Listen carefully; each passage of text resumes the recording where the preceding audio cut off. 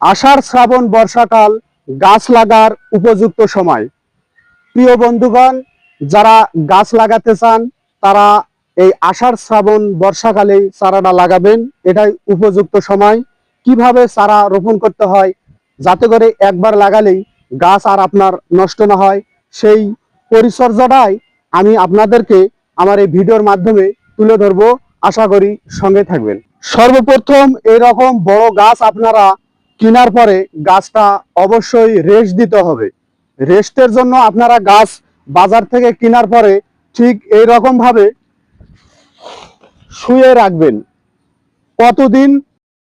দর্শক, আপনারা এরকম জমিতে এইভাবে দড়া খুঁড়িয়ে আপনারা চারা রোপণ করবেন। আমি দেখে দিচ্ছি ঠিক কি পরিমাণে দড়া করবেন এবং কতখানি গভীর করবেন। আমার এই ভিডিওর মাধ্যমে আপনাদেরকে সবকিছুই আমি আজকে তুলে ধরবো।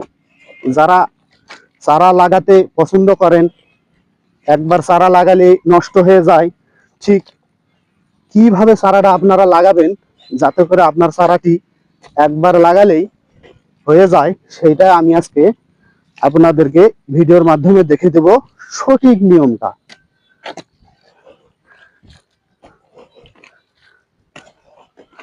দর্শক, চারা রেস্ট দেওয়ার পরে 5 দিন রেস্ট দেওয়ার পরে আজকে আমি জমিতে নিয়ে আসছি চারাটি লাগানোর জন্য। যদি টপের চারা হয় তাহলে অবশ্যই টপটাকে একটু ভেঙে দিবেন। এমন ভাবে ভাঙবেন যাতে করে এই গাছের গোড়ার যে মাটিটা আছে এটা কোনো ক্ষতিগ্রস্ত না হয়। তারপরে আপনারা চারা ঠিক এইভাবে খালের মধ্যে নামিয়ে দিবেন। দর্শক, খালের মধ্যে নামে দেওয়ার পরেই খুব গুরুত্বপূর্ণ একটি বিষয় আপনারা লক্ষ্য করবেন, যাতে করে যখন চারাটাতে মাটি দিবেন ঠিক আপনারা এইভাবে মাটি দিবেন।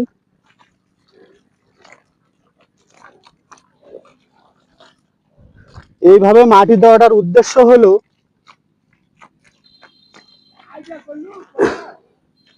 এইভাবে যখন আপনারা মাটি দিবেন অবশ্যই লক্ষ্য রাখবেন এই গাছের গোড়ার মাটি আর এই মাটি অবশ্যই এক জায়গার যাতে করে হয়, তাহলে আপনার চারাটাই কোনোভাবেই নষ্ট হওয়ার কোনো সম্ভাবনাই কিন্তু নাই।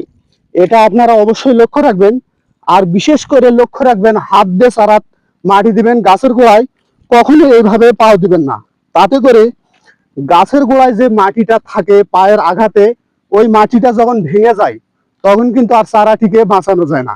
তাই আপনারা অবশ্যই চেষ্টা করবেন হাত দিয়ে মাটি দেওয়ার জন্য। এইভাবে আপনারা হাত দিয়ে মাটি দিয়ে দিবেন। যদি বর্ষার সময় চারা লাগান তাহলে আপনাদেরকে কিন্তু গোড়াতে আর পানি দেওয়া লাগবে না। আর যদি খরার মৌসুমে চারা লাগান তাহলে চারা লাগার সঙ্গে সঙ্গে অবশ্যই আপনারা চারার মধ্যে পানি দিবেন। পানির কোনো বিকল্প নাই।